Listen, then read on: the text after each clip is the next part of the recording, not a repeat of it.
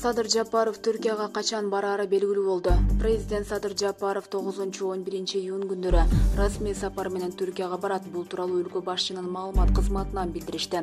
Буга чейин Жапаровдун Түркияга барары күтүлүп жатканын Маданият, маалымат, спорт жана жаштар саясаты министрлиги кабарлаган эле.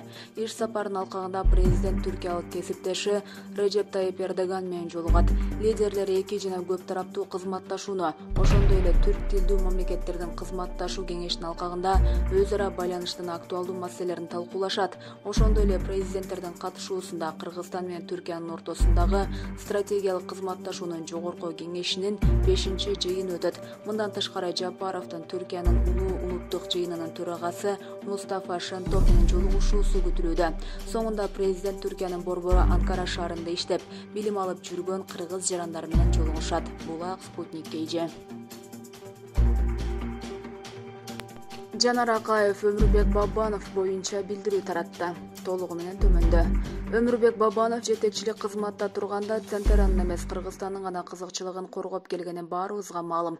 2012-жылы Күнтөргө мурдагы бийлик берип салган 16.330 гектар жерибизди Кыргызстанга кайтарган дал ушул Бабанов болду.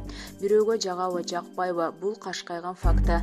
Фактыга, далилге таянбай туруп, саясий ишмерлерди четинен СИЗОго камай бергенине мен башынан каршы чыгып келатам. Биз түшүнүк менен эмес, мыйзам менен жашашыбыз керек. Жапаров да, Текебаев да мыйзамсыз камалганын айттым эле. Мына Бабанов да мыйзамсыз камалды. Жана соттук териштирүү жабык болуп, журналисттерден бекинип, одоно мыйзам бузуу менен өтүүдө. Булак Facebook. Жактоочу Атамбаев толук кандуу медициналык жардамга муктаж. Алмазбек Атамбаев толук кандуу медициналык жардамга муктаж, анын номер 47-түзөтүү абагынан ала албайт. Бул тууралуу бүгүн 7-июнда жактоочу Замир Жошов билдирди. Ал 1-апрелде улуттук кардиология жана терапия борборунун дарыгери Бейшенкулов болжолдуу диагноз койгонун эске салды. Анда Атамбаевдин жүрөк оорусу козголуп, инфаркт алдындагы абалда экени айтылган.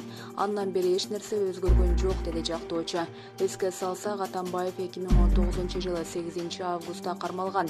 2020-жылдын 6-октябрына чейин УКМКнын абагында болчу. 6-октябрга караган түнү камактан бошотулган, бирок 10-октябрда кайра камалган. Булак Назар Ньюс KG.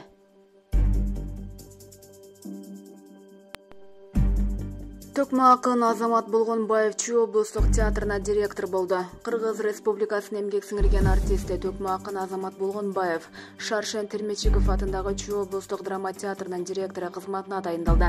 Тиешелүү буйрукка Маданият, маалымат, спорт жана жаштар саясаты министри Кайрат Иманалиев кол койгон.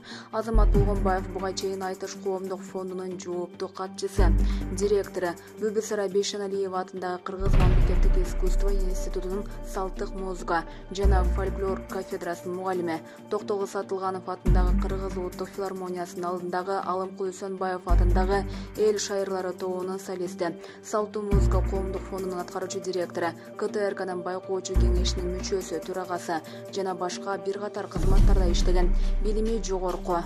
Булак Марал FM.